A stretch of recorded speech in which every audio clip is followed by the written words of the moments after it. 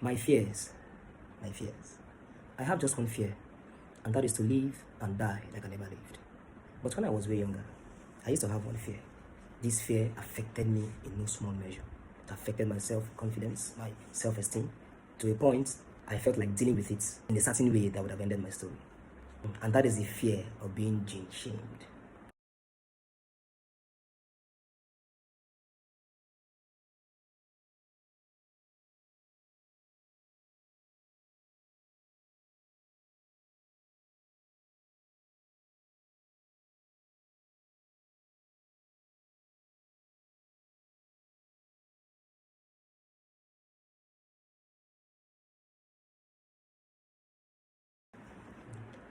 Good day, ladies and gentlemen.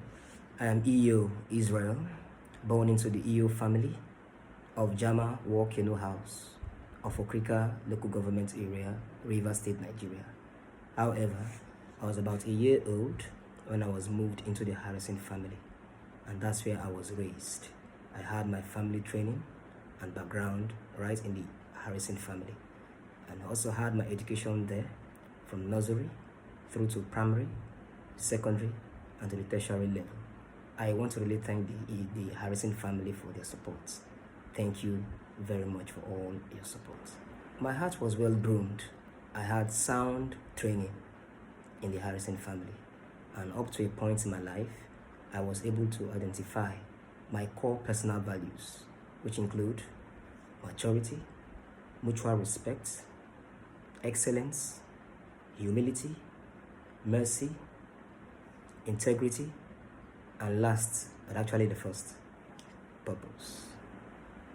My heart's key beliefs are simple: purpose, leadership, purposeful leadership. Those are my heart's key beliefs. My fears.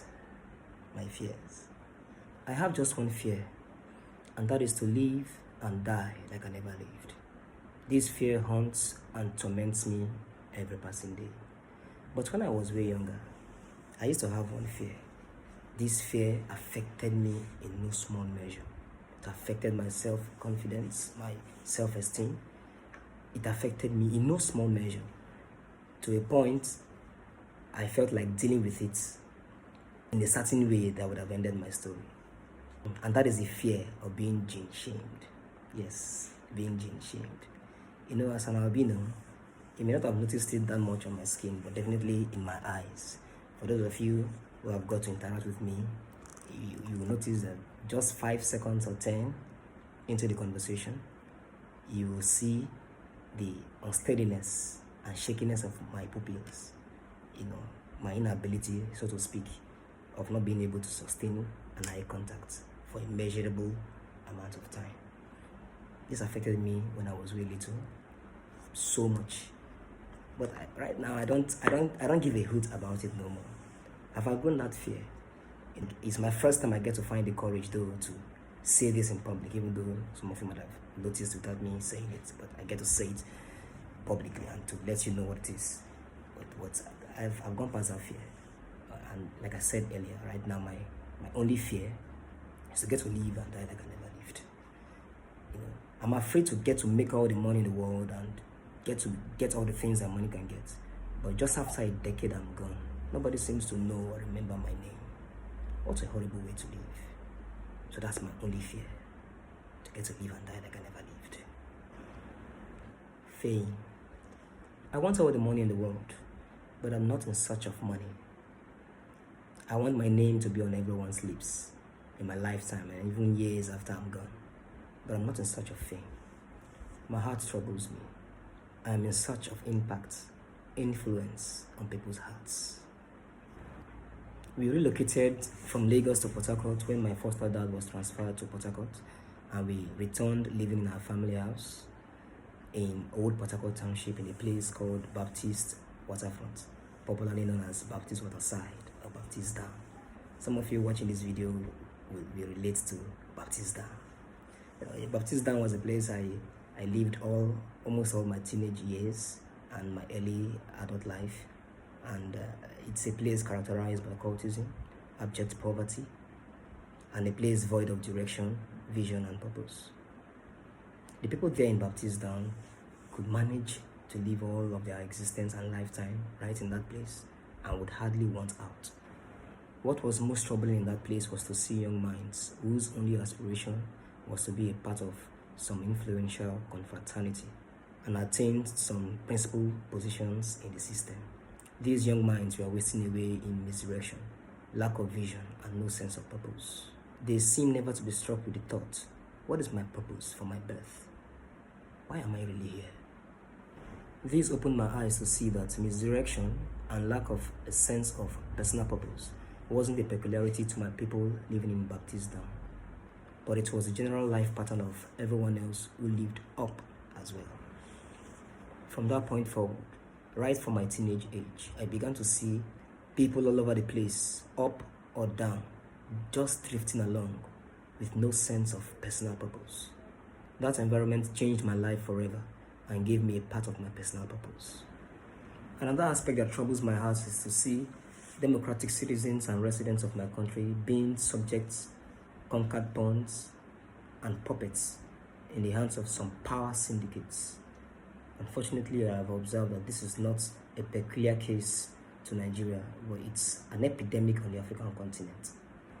These two grave issues, purposelessness and power syndicatism, are epidemic on the African continent, and they have informed my personal purpose and assignment. It is my deepest desire to help people, especially those in Nigeria and Africa, to return to a life completely governed by a sense of personal purpose. I am convinced that every one of us came on this earth for a purpose. But the question of why we don't think and live this way is my daily motivation. So I want to be known for helping people reach their true life deep within them and spring this life out to overflowing fulfillment.